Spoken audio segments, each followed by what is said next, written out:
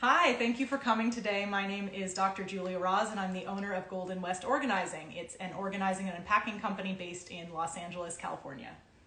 I'm Laura Scrow, LCSW licensed psychotherapist. I have a private practice here where I work with folks who are dealing with shame, low self-worth, and anxious attachment.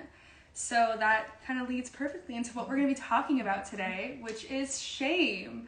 And I think a really good place to start with this would be, what even is shame? Like, before we even talk about it, what is it? And one of the things to know with shame is that a lot of people conflate this with guilt, which is kind of like, I did something and I feel bad about that. And it's really concentrated on that action. Shame's a little bit different. Shame is, I did something and I feel bad about myself. I am bad. You know, it feels very objective and true about themselves. And this is something that we see across the board, all different kinds of people, all different age groups, all different situations.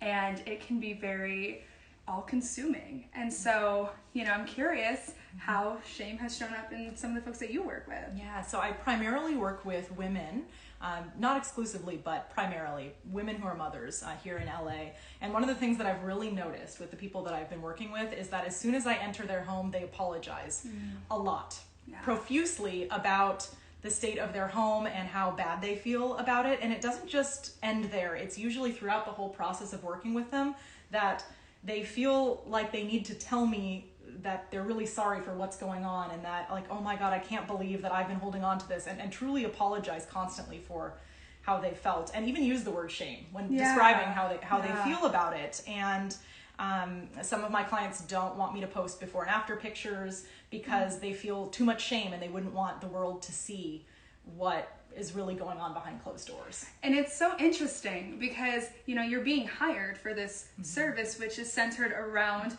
organizing and helping people feel more comfortable in their homes, and yet that's the first thing that comes up. Yes. Yeah. And I see that so much in my work too, where, you know, I this is my job to work with people on their emotions, and I get so much of, I'm so sorry, this is probably a lot. Like, you know, it's not. I love to do this work. And so we both kind of get that sense of people feeling ashamed of themselves, what they're bringing to us, things about themselves. And so it's something I've seen so much in the context of, like, the world lately, especially with women, and just, you know, that sense of, like, where does that come from? Expectations.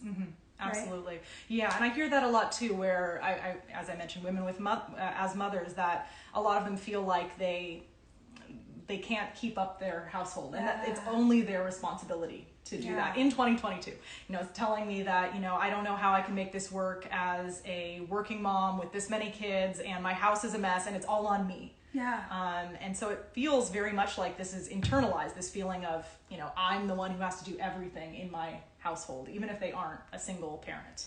Yeah, I mean, and I think expectations go so wide across the board too, where it's like, first of all, where do they come from? Who tells us that we need to do all these things?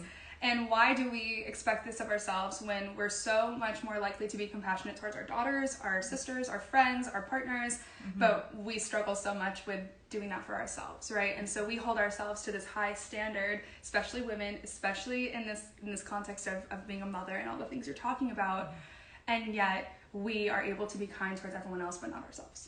You know, and I even find this today when you came over here, I was apologizing. You know, maybe not as much as my clients do, but I still was like, oh, I haven't been here all day. I didn't get a chance to clean up. I still do this myself, and yet I'm, you know, coaching people about this almost every day of my life. Yeah, and I think that's just a testament to how, like, pervasive this is, right? And how really ingrained it is. So shame is not something necessarily that we're consciously aware that we're doing. I mean, maybe in some contexts, but shame is just something that we expect to feel. It's something that we think we deserve to feel, and it sucks, right? Yeah. And it totally sucks. And so I guess, like, one of the things that I work with my clients on is, what do we do about that?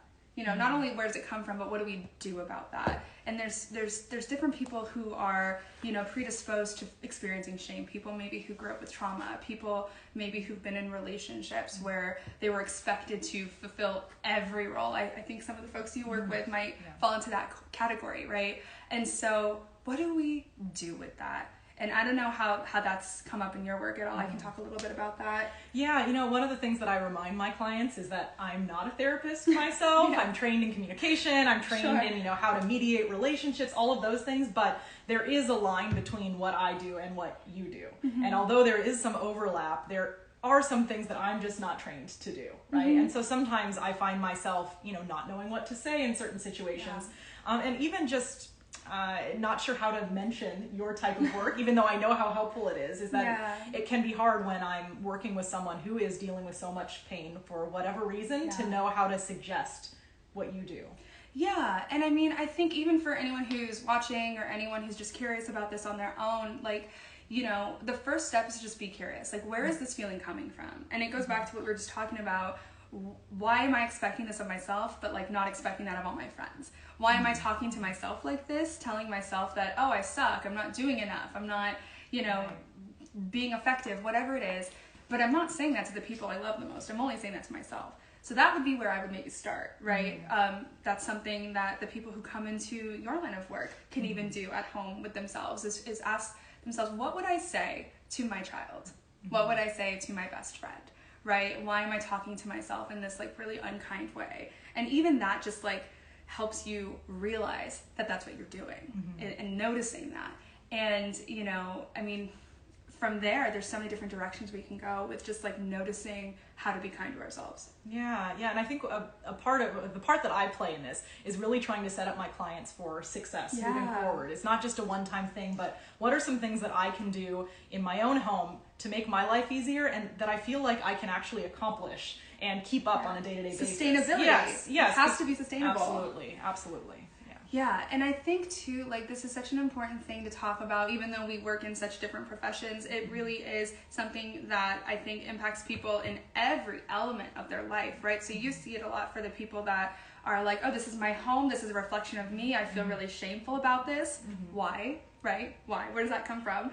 But then, some of the folks that I work with, that shame can come from how they're acting in relationships or how they're, acting with other people or at work.